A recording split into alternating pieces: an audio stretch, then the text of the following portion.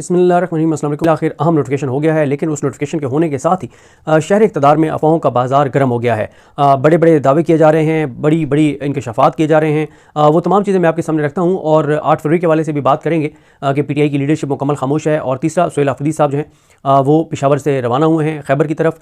जो वादी तीरा से जिन लोगों को वहाँ से डिस्प्लेस किया जा रहा है, निकाला जा रहा है, उन लोगों के पास वो गए हैं। और पता चला कि पहले उन्होंने हेली में जाना था, लेकिन मौसम क्योंकि ठीक नहीं था तो फिर वो बाय रोड चले गए। उनको बहुत ज़्यादा रोका भी गया कि थ्रेट्स हैं, आपको नहीं जाना चाहिए, लेकिन वो अपने लोगों के पास गए हैं। खैर, उसकी जो भी तफसीलात होंगी वो आपके साथ शेयर करेंगे।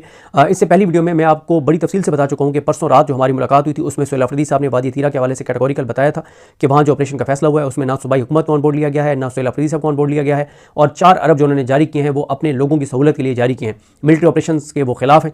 और ये सारी चीज़ें हैं। अब आए इस बात के ऊपर कि इमरान खान साहब ने महमूद हसन चकज़ई साहब को और अल्लामा राजा नासिर अब्बास साहब को अगस्त 2025 में अपोजिशन लीडर कौमी असम्बली, अपोजिशन लीडर सेनेट के लिए नामजद किया था, लेकिन उन दोनों को अपोजिशन लीडर नहीं लगाया जा रहा था। आज बिलाखिर महमूद हसन चकज़ई साहब का नोटिफिकेशन जारी हो गया है। इससे पहले हमारे दोस्त असदुल्ला खान साहब ने एक खबर दी थी, मेरे ख्याल आज से कुछ 10-15 दिन पहले उन्होंने खबर दी थी कि मियाँ नवाज शरीफ ने अयाज सादिक को डांटा है और अयाज सादिक को कहा है कि आप महमूद हसन चकज़ई का नोटिफिकेशन करें। तो आज जब जैसे ही नोटिफिकेशन हुआ तो साथ ही ये दावे सामने आने लगे कि ये नोटिफिकेशन तो मियाँ नवाज शरीफ के कहने पर किया गया है। और ये दावे होने लगे कि इस्टेब्लिशमेंट ये नोटिफिकेशन नहीं चाहती थी, और लेकिन उसके बावजूद नवाज शरीफ ने ये नोटिफिकेशन करवाया है। और साथ ही ये डिस्कशन शुरू हो गई है कि अब इसके नताइज क्या होंगे, नून लीग के लिए नताइज क्या होंगे, नून लीग ने को गलत तो नहीं कर दिया। ये सारी डिस्कशन हो रही है। देखिए, मैं आपके सामने सिनेरियो रख देता हूँ क्योंकि मेरे पास इस हवाले से कंफर्म खबर नहीं है कि पस पर्दा बातचीत क्या है। वो कि मियाँ नवाज शरीफ का कंडक्ट हमें ये बताता है कि 8 फरवरी 2024 से लेकर अब तक उन्होंने एक चाबी वाले खिलौने का किरदार अदा किया है। वो सियासत के 13वें खिलाड़ी हैं और वो जहाँ पे इमरान खान के ऊपर जुल्म, जबर, बर्बरियत और इंसानी हकूक़ की पामाली, 26 नवंबर, मुरीद के इन चीज़ों में तो वो मुकम्मल तौर पर ऑन बोर्ड थे। यानी वो कि बिल्कुल ठीक हो रहा है इमरान खान के साथ। कहीं एक जगह भी हमें नहीं नजर आया कि मियाँ नवाज शरीफ ने रेजिस्ट किया हो। अभी आप देख लें कि सुहेल आफरीदी गए, उनके साथ पंजाब में क्या हुआ, महमूद हसन चकज़ई साहब और अल्लामा राजा नासिर अब्बास साहब जब बाय रोड गए उनके साथ क्या हुआ, गाड़ियाँ तोड़ी गई। बल्कि जो परवेज़ रशीद हैं उन्होंने तो एक ट्वीट भी कर दिया था जिसमें उन्होंने कहा था कि नवाज शरीफ खामोश हैं और नवाज शरीफ खामोश रहेंगे। वो ट्वीट्स भी मैं कोशिश करूँगा आगे चल के आपके सामने रख दूँ।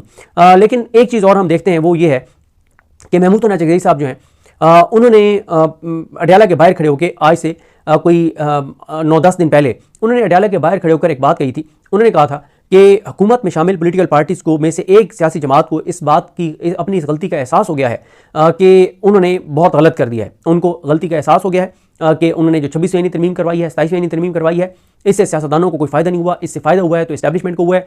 एक पॉलिटिकल पार्टी को इसका एहसास हो गया है। तो मैं उस पॉलिटिकल पार्टी का नाम तो नहीं लेना चाहता, लेकिन मैं उस पॉलिटिकल पार्टी से ये कहना चाहता हूँ कि आपके पास अपनी गलती को संवारने का, सुधारने का एक ही रास्ता है कि आओ और हम तमाम पॉलिटिकल पार्टीज़ एक साथ बैठ जाती हैं। इससे पहले उन्होंने ये भी पॉलिटिकल पार्टीज़ को ऑफर की कि आओ सारे बैठो, एक चार्टर बनवाओ और इमरान खान से उस चार्टर पर मैं साइन करवाऊंगा। और उस चार्टर में ये लिखा जाएगा कि सियासतदान एक दूसरे के खिलाफ इस्टेब्लिशमेंट के हाथ में इस्तेमाल नहीं होंगे, एक दूसरे से इंतकाम नहीं लेंगे, एक दूसरे की तज़हीक नहीं करेंगे, एक दूसरे की तजलील नहीं करेंगे, और बाकी जो चीज़ें वो कानून के मुताबिक सारी चीज़ें हों, लेकिन सियासतदान इस्टेब्लिशमेंट की गोद में जाकर नहीं बैठेंगे।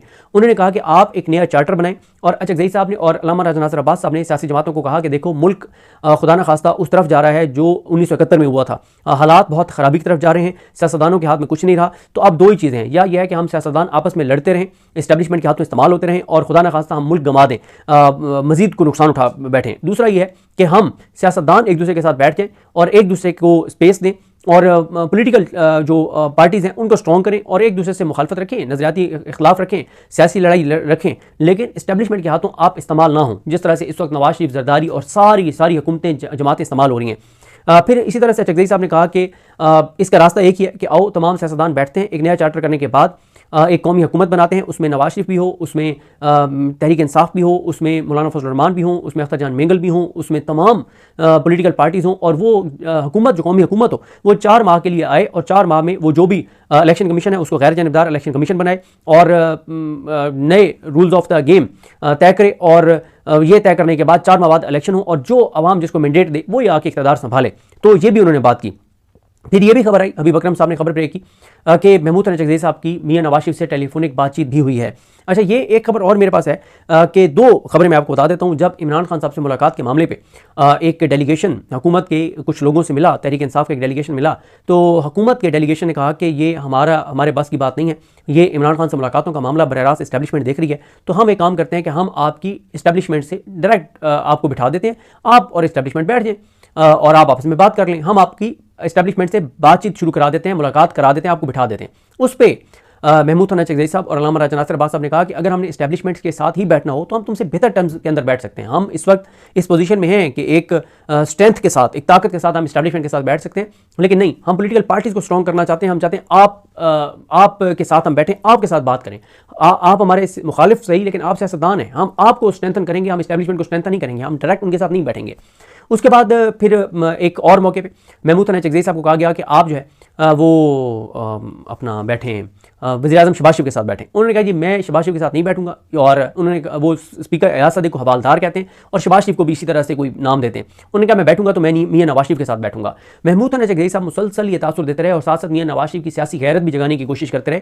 जब उन्होंने कहा कि मियां नवाज शरीफ अपने बच्चों को कैसे फेस करता होगा, जब उसको पता है कि वो हारा हुआ है, उसके बच्चे हारे हुए हैं, तो ये आपस में एक दूसरे को फेस कैसे करते होंगे, ये सारी बातें महमूद हसन चकज़ई साहब करते रहे। इस दौरान अब ये प्रोसेस शुरू हो गया अपोजिशन लीडर की तकरीर का, लेकिन कल रात तक वो हुकूमती वजीर जो इस्टेब्लिशमेंट के साथ काम करते हैं, जो इस्टेब्लिशमेंट को जवाब देते हैं, जो शहबाज शरीफ को, वैसे तो शहबाज शरीफ भी कहीं और जवाब दें, शहबाज शरीफ की भी आपको सियासी तौर पे जो उनकी वक़्त है वो आपको पता है, लेकिन कुछ वजीर हैं जो कि बरह रास्त वो तो सबको पता है कि वो कहाँ रिपोर्ट करते हैं, उनको कहाँ से असाइनमेंट्स आती हैं। जैसे हम ना टीवी चैनल्स में हमारा एक प्रोसेस होता है कि रात के टाइम, शाम के टाइम अगले दिन का पूरा एक स्केड्यूल आ जाता है, असाइनमेंट्स आ जाती हैं, और उसमें होता है कि ये रिपोर्टर इस जगह पे जाएगा इतने बजे, ये रिपोर्टर इस जगह पे जाएगा, ये रिपोर्टर इस जगह पे आएगा। अच्छा, तो ये सारा, और कुछ एक दो रिपोर्टर ऐसे कभी कभी होते हैं, वैसे तो बहुत कम होता है, लेकिन एक आधा ऐसा रिपोर्टर होता है जिसका उसमें नहीं होता, स्केड्यूल में नहीं होता, असाइनमेंट में नहीं होता, वो डायरेक्ट उसको हेड ऑफिस असाइन कर रहा होता है, वो स्पेशल कॉरेस्पॉन्डेंट होता है, उसको डायरेक्ट हेड ऑफिस बता रहा होता है। तो शहबाज शरीफ साहब की कैबिनेट, वैसे तो खुद भी शहबाज शरीफ साहब स्पेशल कॉरेस्पॉन्डेंट ही हैं, लेकिन खैर क्योंकि उनके नीचे फिर एक पूरा एक सेटअप है, तो उनके नीचे बहुत सारे वजीर हैं कि जिनके असाइनमेंट्स हुकूमत की तरफ से लगती नहीं है, उनके असाइनमेंट्स कहीं और से लगती हैं। वो जो वजीर हैं जिनके असाइनमेंट्स कहीं और से लगती हैं, वो परसों तक, कल तक कह रहे थे कि नोटिफिकेशन नहीं होगा महमूद हसन चकज़ई साहब का। वो ये कह रहे थे कि महमूद हसन चकज़ई गद्दार है, मुल्क दुश्मन है, दहशतगर्द है और अफगानिस्तान का हामी है, इसका दिल काबुल के साथ धड़कता है, ये है, ये वो है, बहुत सख्त घटिया किस्म की ज़बान इस्तेमाल कर रहे थे महमूद हसन चकज़ई साहब जैसे सियासतदान के बारे में। तो लेकिन आज नोटिफिकेशन हो गया। जैसे नोटिफिकेशन हुआ तो कामरान मुर्तज़ा साहब ने ये इंकशाफ किया या दावा किया। उन्होंने कहा कि ये नोटिफिकेशन मियां नवाज शरीफ ने करवाया है, और उन्होंने कहा कि मियां नवाज शरीफ, उन्होंने दबे अल्फाज में कहा कि मियां नवाज शरीफ भी थक गए। जिस तरह से वो अफसार आलम ने कहा था कि सियासतदान कहते हैं कि इस्टेब्लिशमेंट का बोझ उठा के और उनकी बातें मान के हमारी तो कमर ही टूट गई है। तो पता नहीं अब ऐसा क्या इनसे काम लिया जा रहा है कि इनकी बरह रास्त इनकी कमर के ऊपर जो है वो असर हुआ है। तो वो कहते हैं कि सियासतदानों की कमर टूट गई है, और वो कहते हैं कि जी हमारी बात हो गई है, हम थक गए, अब हमसे मजीद ये हरकतें नहीं होती, हमसे मजीद ये काम नहीं होते।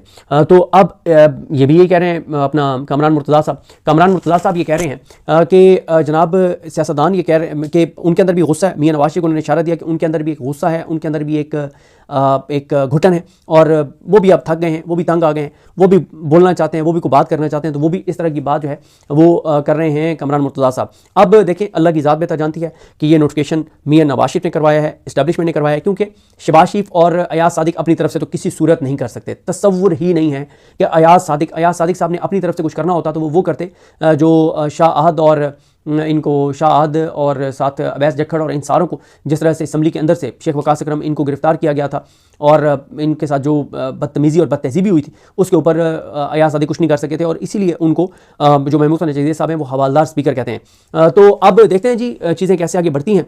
और अच्छा ये भी है कि अगर मियां नवाज शरीफ कुछ कर रहे हैं तो उसको भी कोई जोड़ रहा है कि मियां नवाज शरीफ, वही बात कि मियां नवाज शरीफ नहीं चाहते थे कि मियां नवाज शरीफ ने 27 सैनी तमीम के बाद आपको पता है ये भी अफसार आलम ने खबर दी थी, और अफसार आलम साहब इतने, मैं अब क्या कहूँ, उनको बड़े हैं, इतने वो मक्कार और झूठे इंसान हैं और इतनी वो घटिया सहाफत करते हैं, इतनी सतही सहाफत करते हैं। खुद उन्होंने ये सारी खबरें ब्रेक की कि फील्ड मार्शल का नोटिफिकेशन अड़ गया है, फंस गया है, और मियां नवाज शरीफ डट गए हैं, और एयरफोर्स वाले भी एतराज़ कर रहे हैं। खुद ये अफसार आलम ने खबरें दी, और उन्होंने कहा कि जी नवाज शरीफ कहते हैं कि ये क्या तरीका है कि जी फ़ौज से ही कोई CDF होगा, एयरफोर्स से क्यों नहीं होगा, एयरफोर्स को भी इससे एतराज़ है। ये सारी बातें अफसार आलम करते रहे। ये बात अफसार आलम ने की कि फ़ौज और सिविल हुकूमत की 6 चीज़ों के ऊपर लड़ाई है, और वो 6 चीज़ें भी उन्होंने बताई। अब वो कहते हैं कि बाहर बैठे हुए यूट्यूबर जो है ना फील्ड मार्शल साहब, ये आपके खिलाफ साजिश करते रहे, और आपके इदारे ने और हुकूमत के इदारों ने काउंटर ही नहीं किया आपके खिलाफ। उन्होंने फील्ड मार्शल के नाम एक व्लॉग किया है 32-34 मिनट का, जिसमें 21 शिकायतें लगाई हैं, 21 शिकायतें लगाई हैं फील्ड मार्शल को, हुकूमत की भी, हुकूमती इदारों की भी। मुझे तो लगा है कि वो अपनी CV पेश कर रहे हैं, फील्ड मार्शल को कह रहे हैं कि मुझे को प्रोजेक्ट दें, मैं देखें आपकी कैसे प्रोजेक्शन करता हूँ, मुझे तो ये लगे इससे ज़्यादा नहीं है। तो वो ये खबरें पहले देते रहे। अच्छा, अब शहर इक़्तिदार में हमने कहा कि अफवाहों का बाजार गर्म हो गया। कोई कह रहा है कि ये जो यूएई और सऊदी अरब वाला मामला हुआ था उसकी वजह से मियां नवाज शरीफ को एक्टिव कर दिया गया है। कोई कह रहा है गजा अमन प्लान के ऊपर जो चीज़ें हैं उसकी वजह से कुछ चीज़ें चल रही थी उसमें मियां नवाज शरीफ को एक्टिव कर दिया गया है। कोई ईरान के तनाजुर में कोई बाहर की गेम चल रही है उसमें मियां नवाज शरीफ को एक्टिव कर दिया गया है। कोई कहता है कि जी वो फलाने इशू की वजह से इंटरनेशनल गेम है और मियां नवाज शरीफ को एक्टिव कर दिया गया है। यानी कोई एक भी ये बात नहीं कर रहा कि मियां नवाज शरीफ जो है वो ये समझते हैं कि वोट को इज्जत दो का बयानिया ठीक था, मुझे उस पर चलना चाहिए।